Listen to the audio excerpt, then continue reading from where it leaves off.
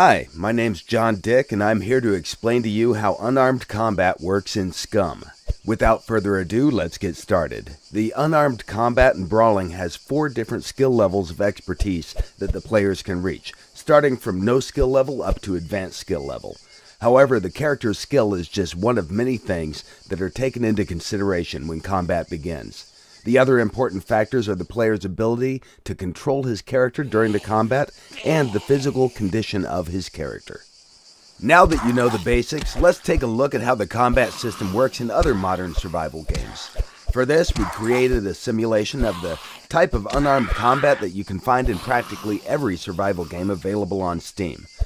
From what you can see here, the character is constrained at the hip, but you can tilt their upper body and throw random punches toward your opponent. The camera is locked behind the character.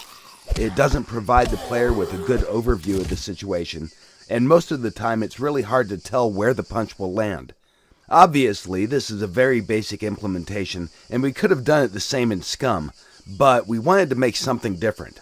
So, what exactly did we do in SCUM to make things better? First, we wanted to find out the best way to fit martial arts in SCUM's gameplay mechanics, and we quickly realized that the angle of the camera has to be changed. The free camera view not only provides players with a better overview of the situation, it also helps when you have to engage multiple opponents at the same time. The game also provides a first-person perspective camera for the combat mode, and everything works well there too. Once you enter combat, you'll be able to perform different moves and attacks. For example, you can try to circle around your opponent and control the fight from a distance. During the combat, you can defend yourself or attack. From defensive moves, you can use block or dodge, and from the attacks, you can choose kicks, punches, and combo moves. A dodge is used when you want to outmaneuver your opponent and then strike back in a counterattack with a different combination of punches and kicks. With the left mouse button, you can perform punches. With the right mouse button, you can do kicks. Combos are performed by pressing a combination of keys, followed by left or right mouse button, depending on whether you want a punching or kicking combo. The skill level of your character will define types of moves your character will use during the combat. So, for example, he might do a simple jab or a cross. Or, if he's more skillful, then he can step in, close the distance, and use a more powerful punch.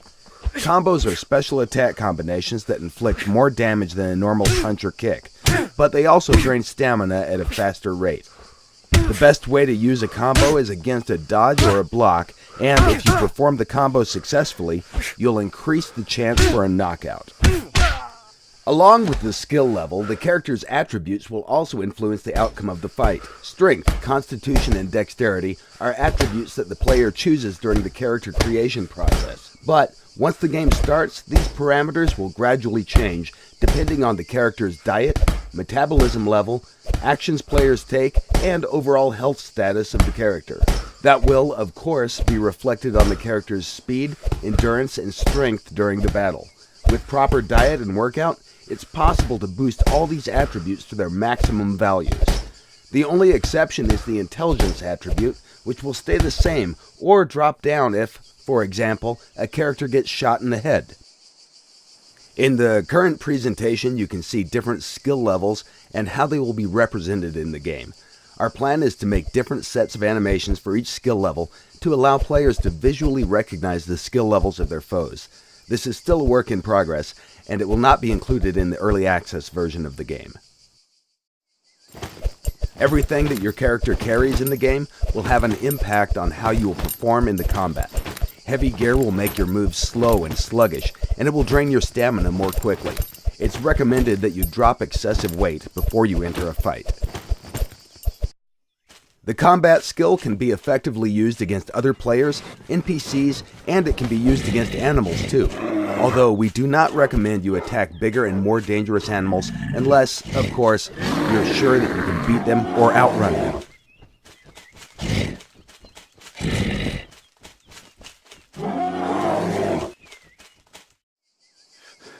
In short, these were the basics about SCUM unarmed combat skill, and everything you saw is still a work in progress.